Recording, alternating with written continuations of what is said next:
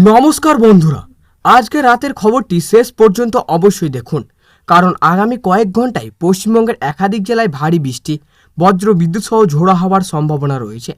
কোথায় সবচেয়ে বেশি বৃষ্টি হবে, কোন কোন জেলায় সতর্কতা থাকতে হবে এবং আগামী 24 ঘন্টায় আবহাওয়া কেমন থাকতে পারে, সব তথ্যই জানাবো আজকের এই বিশেষ প্রতিবেদনে। তাই ভিডিওটি শেষ পর্যন্ত দেখুন। আপনারা দেখছেন আকাশ কথা, আমি আপনাদের স্বাগত জানাচ্ছি আজকের আবহাওয়ার বিস্তারিত আপডেটে।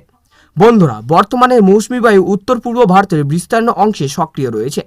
বঙ্গোপসাগর থেকে প্রচুর জলীয় বাষ্প প্রবেশ করায় পশ্চিমবঙ্গ সহ পূর্ব ভারতের বিভিন্ন এলাকায় বৃষ্টির অনুকূল পরিস্থিতি তৈরি হয়েছে এবং এর ফলে আজ দিনভর এবং বিশেষ করে বিকেল থেকে রাত পর্যন্ত অনেক এলাকায় বৃষ্টি ও বজ্রঝড়ের সম্ভাবনা রয়েছে।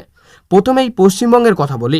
আজ দক্ষিণবঙ্গের কলকাতা, হাওড়া, হুগলি, উত্তর 24 পরগনা, দক্ষিণ 24 পরগনা, পূর্ব মেদিনীপুর, পশ্চিম মেদিনীপুর, ঝাড়গ্রাম, বাঁকুড়া, পুরুলিয়া, পূর্ব বর্ধমান, পশ্চিম বর্ধমান, নদিয়া, মুর্শিদাবাদ ও বীরভূম প্রায় সব জেলাতেই আকাশ আংশিক থেকে সম্পূর্ণ মেঘলা থাকতে পারে।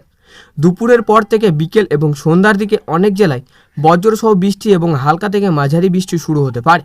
কিছু এলাকায় অল্প সময়ের জন্য ভারী বৃষ্টি হতে পারে। বিশেষ করে মুর্শিদাবাদ, নদিয়া, বীরভূম ও পূর্ব বর্ধমানে বৃষ্টির সম্ভাবনা তুলনামূলক বেশি। কলকাতা ও সংলগ্ন এলাকায় দিনের শুরুতেই ভাবসা গরম অনুভূত হলেও বিকেলের পর মেঘ বাড়বে এবং সন্ধ্যা বা রাতের বৃষ্টির সম্ভাবনা রয়েছে। কোথাও কোথাও ঘন্টায় 30 থেকে 40 কিলোমিটার বেগে দমকা বাতাসও বইতে পারে। এবার উত্তরবঙ্গের দিকে নজর দেওয়া যাক।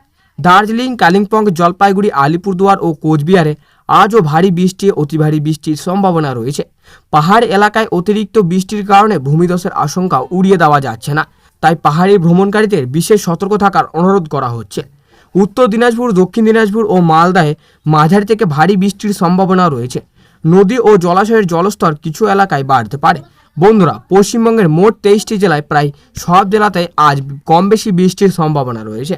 কোথায় বজ্রপাত, কোথায় দমকা হাওয়া, আবার কোথায় অল্প সময়ের ভারী বর্ষণও দেখা দিতে পারে। তাই প্রয়োজন ছাড়া খোলা জায়গায় অবস্থান না করাই ভালো। যারা অফিস, ব্যবসা বা অন্য কোনো কাজে বের হন তারা অবশ্যই ছাতা বা রেনকোট সঙ্গে রাখুন। বজ্রপাতের সময় গাছের নিচে বা খোলা মাঠে দাঁড়িয়ে থাকবেন না। এখন তাপমাত্রার দিকে নজর দেওয়া যাক। দক্ষিণবঙ্গের সর্বোচ্চ তাপমাত্রা 30 থেকে 33 ডিগ্রি সেলসিয়াসের মধ্যে থাকতে পারে। সর্বনিম্ন তাপমাত্রা 25 থেকে 27 ডিগ্রি সেলসিয়াসের মধ্যে ঘোরাফেরা করবে। বৃষ্টির কারণে দিনের শেষ কিছুটা স্ফূর্তি মিললেও বাতাসের আর্দ্রতা বেশি থাকায় ভাবসা গরম অনুভূত হতে পারে। উত্তরবঙ্গে সর্বোচ্চ তাপমাত্রা 26 থেকে 29 ডিগ্রি এবং সর্বনিম্ন তাপমাত্রা 22 থেকে 24 ডিগ্রির মধ্যে থাকতে পারে।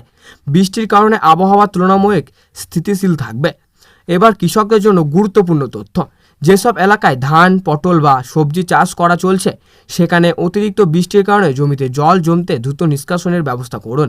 বজ্রপাতের সময় মাঠে কাজ করা থেকে বিরত থাকুন। মৎস্যজীবীদের জন্য পরামর্শ, নদী বা বড় জলাশয়ে যাওয়ার আগে স্থানীয় আবহাওয়ার সতর্কতা দেখে নিন। বজ্র ঝড় শুরু হলে দ্রুত নিরাপদ স্থানে ফিরে আসুন। বন্ধুরা, ভিডিওটি যদি এখন পর্যন্ত দেখে থাকেন তাহলে কমেন্টে লিখুন আপনার জেলায় আজ বৃষ্টি হয়েছে কিনা। আপনার জেলার নামও লিখে জানাতে পারেন। আগামী বুলেটিনে আমরা আরও জেলার পরিস্থিতি নিয়ে বিস্তারিত আলোচনা করব। এখন চলুন দেখে নেওয়া যাক ভারতের অন্যান্য রাজ্যের বাংলাদেশের বিস্তারিত আবহাওয়ার খবর। তো সবাই ভালো থাকুন, সুস্থ থাকুন এবং নিরাপদে থাকুন। আবার দেখা হবে পরবর্তী নতুন কোনো আপডেটে। ধন্যবাদ।